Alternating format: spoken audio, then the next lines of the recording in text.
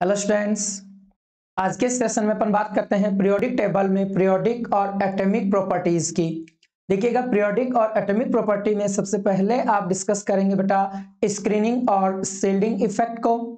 इसे SE और SC screening constant से भी रिप्रेजेंट करते हैं। फिर सेकेंड आप देखेंगे बेटा इफेक्टिव न्यूक्लियर चार्ज, जिसे आप जेड इफेक्ट भी कहते हैं। जेड इफेक्ट से इसको डिनोट करेंगे। एटॉमिक साइज और atomic radius, ionisation energy IE से रिप्रेजेंट करते हैं और इसी को कहते हैं बेटा आयोनाइजेशन पोटेंशियल IP, और आयोनाइजेशन एनर्जी को आयोनाइजेशन एंथैल्पी भी कह दिया जाता है IE। नेक्स्ट है आपके electron affinity EA। Electron affinity को आप इलेक्ट्रॉन गैन एंथैल्पी भी कहते हैं बेटा, गैन एंथैल्पी, और इसे आप डेल HEG से रिप्रेजेंट करते हैं। क्लियर? तो देखिएगा यहां पर इलेक्ट्रॉन एफिनिटी को और क्या नाम दिया गया है, इलेक्ट्रॉन गैन एंथैल्पी। और नेक्स्ट आता है आपके इलेक्ट्रॉन निगेटिविटी EN। तो इन सभी प्रॉपर्टीज को आप वन बाय वन करके डिस्कस करेंगे बेटा। इसमें दो इफेक्ट यहां पर मौजूद हैं, आपके स्क्रीनिंग इफेक्ट और effective nuclear charge Z effect. इसमें देखिएगा पीरियोडिसिटी को डिस्कस कर लेते हैं पहले, फिर वन बाय वन करके इन प्रॉपर्टीज को चेक करते हैं। देखिएगा पीरियोडिसिटी क्या होता है, change in periodic properties along a period from left to right and in a group from top to bottom is known as periodicity. क्या हो जाएगा कि लेफ्ट टू राइट जाने पे और टॉप टू बॉटम जाने पे पीरियड्स और ग्रुप में जो भी प्रॉपर्टी में चेंजेस मिल रहा है उसी को आप क्या कहेंगे बेटा, पीरियोडिसिटी कहेंगे। ठीक है, और पीरियोडिसिटी में डिफरेंट प्रॉपर्टीज को वन बाय वन करके अपन डिस्कस करेंगे, जिसमें सबसे पहला आप इफेक्ट लेंगे शील्डिंग इफेक्ट। इसे आप स्क्रीनिंग कांस्टेंट भी कहते हैं बेटा, या स्क्रीनिंग इफेक्ट भी कह देते हैं। Screening effect, clear? देखिएगा स्क्रीनिंग इफेक्ट होता क्या है, inner electrons in an atom repel outermost electron and shield them from nuclear charge. This effect of inner electrons is known as screening effect. देखिएगा nucleus को शील्ड करें उनके inner electron outer electron से, तो उस इफेक्ट को क्या कहा जाता है बेटा, स्क्रीनिंग इफेक्ट या शील्डिंग इफेक्ट कहा जाता है। क्लियर? देखिएगा ये आपके एक एटम है, एटम ये इसका न्यूक्लियस है बेटा, और ये है आपके outer electron, outer most electron इनको बोला जा सकता है, और ये जो है वो इनर कोर इलेक्ट्रॉन्स हो जाते हैं। इनके बीच रिपल्शन, इलेक्ट्रॉन रिपल्शन हो रहा है बेटा। ठीक है, तो आप कह सकते हैं कि इनर इलेक्ट्रॉन आउटर इलेक्ट्रॉन से न्यूक्लियस को शील्ड करता है। ठीक है, जिससे न्यूक्लियस और आउटर इलेक्ट्रॉन के बीच अट्रैक्शन क्या हो जाता है, वीक हो जाता है। अट्रैक्शन क्या रहता है बेटा, वीक रहता है, अट्रैक्शन वीक हो जाता है।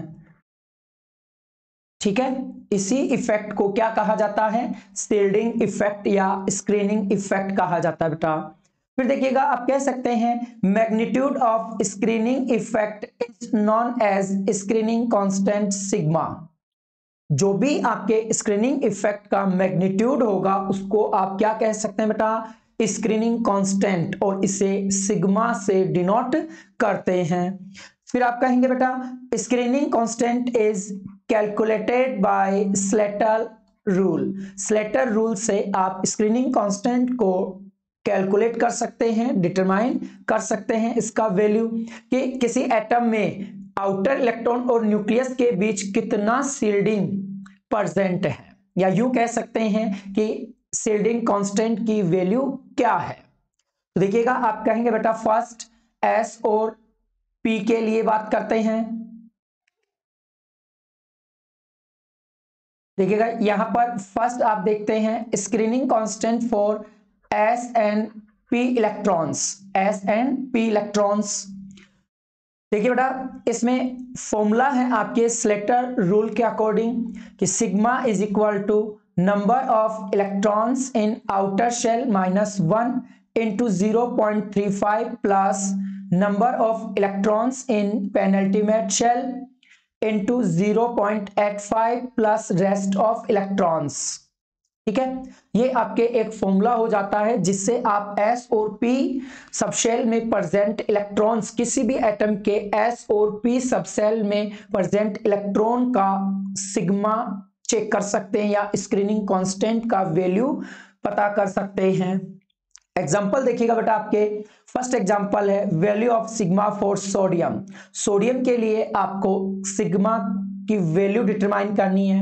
जब भी आप स्क्रीनिंग कांस्टेंट डिटरमाइन करते हैं, कैलकुलेट करते हैं, तो गिवन एलिमेंट्स के लिए आपको सबसे पहले एटॉमिक नंबर, नॉर्मल तरीके से एटॉमिक नंबर को कंप्लीट लिखना होगा और उसमें पहचानना होगा आउटर इलेक्ट्रॉन शेल को, ठीक है, पेनल्टीमेट शेल इलेक्ट्रॉन्स को और रेस्ट ऑफ इलेक्ट्रॉन या प्री पेनल्टीमेट शेल इलेक्ट्रॉन्स को आपको डिटरमाइन करना होगा या पहचान करनी होगी कि वहां कितने इलेक्ट्रॉन प्रेजेंट हैं। क्लियर बेटा? तो देखिएगा, सोडियम आपको एग्जांपल दिया गया है। सोडियम का एटॉमिक नंबर होता है बेटा 11। इसका इलेक्ट्रॉनिक कॉन्फ़िगरेशन हो जाएगा 1s2 2s2 2p6 3s2। तो आउटर इलेक्ट्रॉन कितना है बेटा? 3s में 1 इलेक्ट्रॉन प्रेजेंट है। तो आप कह सकते हैं बेटा यहां पर outer most electron is present in 3s और वो कितना बेटा? 1 इलेक्ट्रॉन है। क्या है? 1 इलेक्ट्रॉन होता है।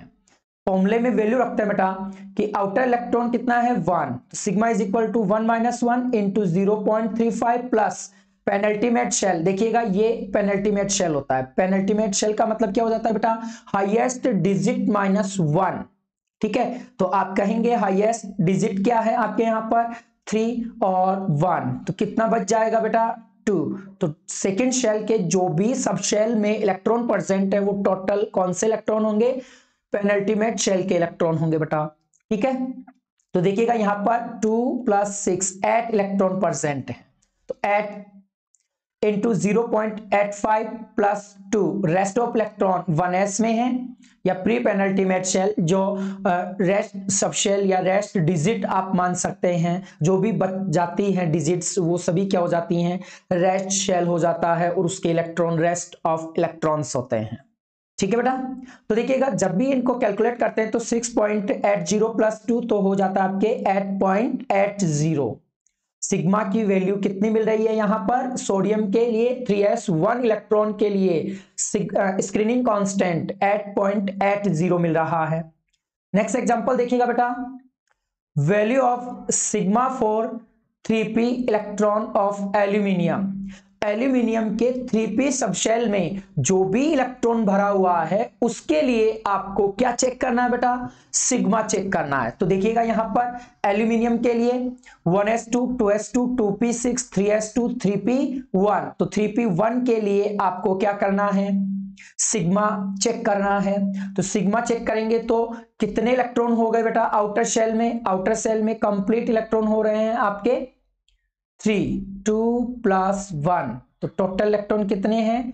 3। तो 3 - 1 into 0.35 + 8 penultimate shell electrons into 0.85 + 2, तो हो जाता है बेटा सिग्मा आपके 9.50। क्लियर क्या? ऐसे ही अपन बात करते हैं value of sigma for chlorine. Chlorine के लिए डिस्कस करेंगे तो क्लोरीन के लिए एटॉमिक नंबर जो होता है वो 17 होता है और एटॉमिक या electronic configuration 1s2 2s2 2p6 3s2 3p5। तो आउटर सेल में कितने इलेक्ट्रॉन है बेटा? 7 इलेक्ट्रॉन है। तो आप कह सकते हैं 7 - 1 इंटू 0.35 प्लस 8 इंटू 0.85 + 2, तो टोटल आपके सिग्मा की वैल्यू प्रेजेंट है यहां पर 10.9। क्लियर बेटा? तो इस तरीके से आप स्क्रीनिंग कांस्टेंट को कैलकुलेट कर सकते हैं स्लेटर रूल से। दोनों फॉर्मूला है बेटा, इसके लिए यहां पर S और P के लिए बात की गई है।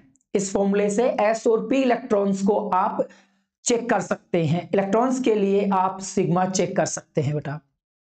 फिर नेक्स्ट आता है आपके screening constant for D and F electrons. क्या आ जाएगा? Screening constant for D and F electrons. इसके लिए फॉर्मूला हो जाएगा बेटा sigma is equal to number of electrons in D और F subshell minus 1 into 0.35 into 0.35 plus rest of electrons before D और एफ सबशेल। डी और F subshell में जो भी इलेक्ट्रॉन भरे जा रहे हैं उनसे पहले के सारे इलेक्ट्रॉन्स आ जाते हैं बेटा। ठीक है, जैसे आप बात करते हैं value of sigma for 21st electron of scandium.